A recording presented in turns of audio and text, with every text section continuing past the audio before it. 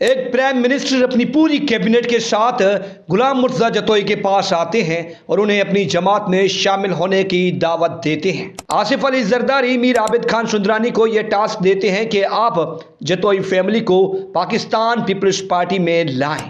زبان پھسلے یا سچ نکلے، لیکن زبان سے نکل جانے والے الفاظ کبھی واپس نہیں جاتے۔ بہت باتیں ہوتی ہیں فارم 45 اور 47 کی، لیکن الحمدللہ پاکستان پیپلز پارٹی کے جتنے لوگ یہاں بیٹھے ہیں وہ سب فارم 47 والے ہیں۔ اب پورا پاکستان فارم 47 کا رونا رو رہا ہے، لیکن سید ناصر حسین شاہ کو اس بات پر فخر ہے کہ وہ فارم 47 والے ہیں۔ مراد علی شاہ صاحب کینالز تو بن گئے، چولستان آباد بھی ہو گیا، اب اگلی بار ووٹ لینے جائیے گا تو پریپیئر ہو کے جائیے گا۔ اب کی بار لوگ سوال بہت پوچھیں گے۔ اب اس پولیس آفیسر کا ایٹیٹیوڈ چیک کریں۔ گاڑی بلیک شیشے والی بھیا ہے یہ سائن مجھے چالان کٹ رہا ہے جو کہ مجھے گاڑی میں بلیک شیشہ ہوا نہیں ہے سیتا انٹروڈکشن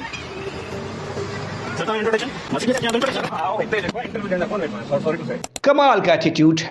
یہ ہیں پبلک سرونٹ، یہ ہیں سندھ پولیس کے وہ افسران جن کے بلبوتے پر سندھ حکومت بڑے بڑے دعوے کرتی ہے۔ آپ یہ کیوں کہتے ہیں کہ قانون سب کے لیے برابر ہے؟ کوئی برابر نہیں۔ اگر آپ کو اس شہری کے سوال کا جواب نہیں دینا تھا، جواب مت دیتے، کم سے کم اس کی تذلیل نہ کرتے، کم سے کم اپنی پولیس فورس کی ریپوٹیشن کا خیال کر لیتے۔ آپ کے اس ایٹیٹیوڈ نے تو پورے پولیس نظام کا بیڑا غرق کر دیا۔ تو ہم واپس چلتے ہیں غلام مرتضیٰ جتوئی کے ایشو پر۔ غلام مرتضیٰ جتوئی حالیہ گرفتاریوں اور مقدمات کی وجہ سے سوشل میڈیا پر اس وقت ٹاپ ٹرینڈ کر رہے ہیں۔ اگر سب سے زیادہ کسی نے سمپتی حاصل کی ہے خاص طور پر سوشل میڈیا سے تو وہ غلام مرتضیٰ جتوئی صاحب ہیں۔ غلام مرتضیٰ جتوئی کے مطابق 2010 میں اس وقت کے وزیر اعظم یوسف رضا گیلانی ان کی رہائش گاہ آتے ہیں اور اپنی پوری کی پوری کیبنٹ بھی ساتھ لاتے ہیں۔ پرائم منسٹر آف پاکستان بار بار غلام مرتضیٰ جتوئی سے یہ کہتے ہیں کہ آپ آ جائیں نا پاکستان پیپلز پارٹی میں،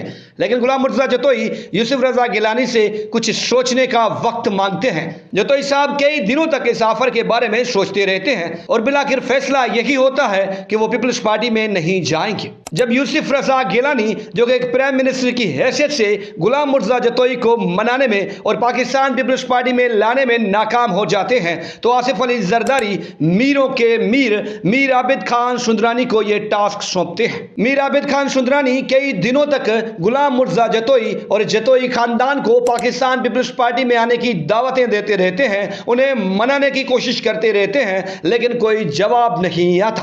غلام مرتضیٰ جتوئی جب آصف علی زرداری کے والد حاکم علی زرداری صاحب انتقال کر جاتے ہیں تو وہاں تعزیت کے لیے جاتے ہیں۔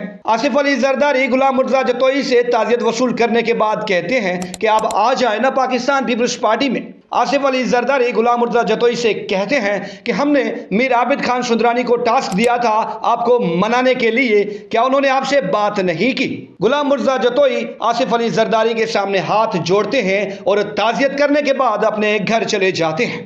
آصف علی زرداری کی ہمیشہ سے یہ خواہش رہی ہے کہ جتوئی خاندان پاکستان پیپلز پارٹی کے ساتھ ساتھ چلے، لیکن ان کی یہ خواہش ابھی تک پوری نہیں ہو سکی ہے۔ غلام مرتضیٰ جتوئی کے مطابق وہ پاکستان پیپلز پارٹی کے مخالف نہیں ہیں، کچھ ایسی چیزیں ہیں جس کی وجہ سے وہ پاکستان پیپلز پارٹی کا حصہ نہیں بننا چاہتے۔ غلام مرتضیٰ جتوئی کے مطابق سندھ میں میرٹ پر نوکریاں نہیں ملتی، میرٹ پر کسی کی بدلی نہیں ہوتی، میرٹ پر کسی کا ٹرانسفر نہیں ہوتا اور پولیس اسٹیشنز کو کرپشن کا گڑھ بنا دیا گیا ہے۔ اس صورتحال میں اگر میں پیپلز پارٹی میں شامل ہو جاؤں تو پھر لوگوں کے کام کیسے آؤں گا؟ غلام مرتضیٰ جتوئی کے انکشافات اور الزامات بڑی اہمیت کے حامل ہیں۔ اب پاکستان پیپلز پارٹی قیادت اور میر عابد خان سندرانی پر یہ واجب ہو چکا ہے کہ وہ غلام مرتضیٰ جتوئی کے الزامات اور دعواؤں پر اپنا موقف ضرور دیں۔ ویسے آپ غلام مرتضیٰ جتوئی کے ان الزامات اور دعواؤں سے اتفاق کرتے ہیں؟ ہمیں کمنٹس باکس میں ضرور بتائیے گا۔ آج کے لیے فی الحال اتنا ہی۔ میرا یوٹیوب پر صدام کراچی آفیشیل کے نام سے ایک چینل ہے، پلیز وہاں جائیں۔ جیسے آپ فیس بک اور ٹک ٹاک اور دیگر سوشل ایپس پر مجھے محبت دیتے ہیں، ویسے ہی مجھے یوٹیوب پر بھی محبت دیں تاکہ ہمارا ساتھ یوں ہی برقرار رہ سکے۔